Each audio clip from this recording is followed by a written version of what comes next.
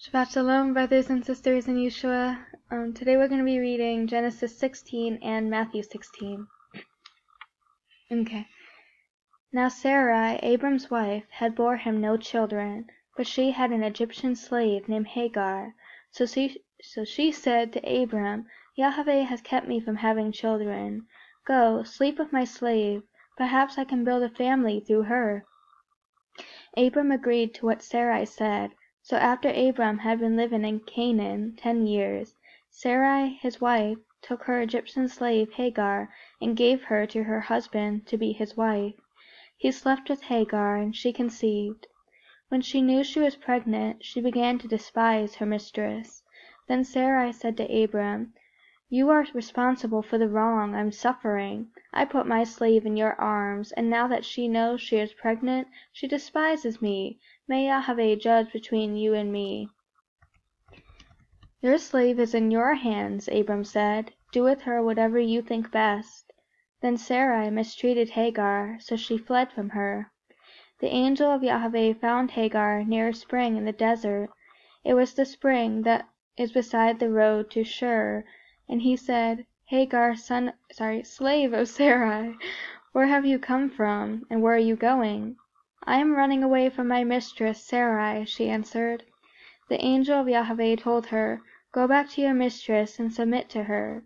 The angel added, I will increase your descendants so much that they will be too numerous to count. The angel of Yahweh also said to her, You are now pregnant, and you will give birth to a son. You shall name him Ishmael, for Yahweh has heard of your misery. He will be a wild donkey of a man. His hand will be against everyone, and everyone's hand against him, and he will live in hostility towards all his brothers. Okay. She gave this name to Yahweh who spoke to her. You are the God who sees me. For she said, I have now seen the one who sees me. That is why the well was called Bir Lahai Roi. I'm sorry. Right. It is still there, between KODESH and Bered. So Hagar bore Abram a son, and Abram gave the name Ishmael to the son she had bore. Abram was 86 years old, and Hagar bore him Ishmael. Okay, Matthew 16. The Pharisees and Sadducees came to Yahushua and tested him by asking him to show them a sign from heaven. He replied, When evening comes, you say it will be fair weather, for the sky is red, and in the morning, today it will be stormy, for the sky is red and overcast. You know how to interpret the appearance of the sky, but you cannot interpret the signs of the times. A wicked and adulterous generation looks for a sign, but none will be given, except the sign of Jonah. Yahushua then left them and went away. When they went across the lake, the disciples sorry, brothers and sisters, okay. The disciples forgot to take bread. Be careful, Yahushua said to them. Be on your guard against the yeast of the Pharisees and Sadducees. They discussed this among themselves and said, It is because we didn't bring any bread. Aware of their discussion, Yahushua asked, You have little faith. Why are you talking amongst yourselves about having no bread? Do you still not understand? Don't you remember the 5 loaves for the 5,000 and how many basketfuls you gathered? Or the 7 loaves for the 4,000 and how many basketfuls you gathered? How is it you don't understand that I was not talking to you about bread, but be on your guard against the yeast of the Pharisees and Sadducees? They then understood that he was not telling them to guard against the yeast used in bread, but against the teachings of the Pharisees and Sadducees. Okay. When Yahushua came to the region of Caesarea Philippi, he asked his disciples, Who do people say the Son of Yah is? They replied, Some say John the Baptist, others say Elijah, and still others Jeremiah or one of the prophets. But what about you? He asked. Who do you say I am? Simon Peter answered, You are the Messiah, the Son of the living God. YAHUSHUA replied, Blessed are you, Simon, son of Jonah, for this was not revealed to you by flesh and blood, but by my Father in heaven.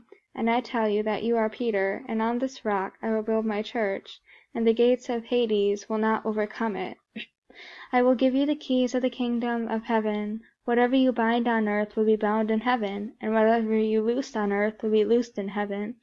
Then he ordered his disciples not to tell anyone that he was the Messiah. From that time on, YAHUSHUA began to explain to his disciples that he must go to Jerusalem and suffer many things at the hands of the elders, the chief priests, and the teachers of the law, and that he must be killed and on the third day be raised to life. Peter took him aside and began to rebuke him. Never, Lord, he said, this shall never happen to you. YAHUSHUA turned and said to Peter, Get behind me, Satan, you are a stumbling block to me. You do not have in mind the concerns of Yah, but merely human concerns. Then YAHUSHUA said to his disciples, Whoever wants to be my disciple must deny themselves, and take up their cross and follow me. For whoever wants to save their life will lose it, but whoever loses their life for me will find it. What good will it be for someone to gain the whole world, yet forfeit their soul? Or what can anyone give in exchange for their soul?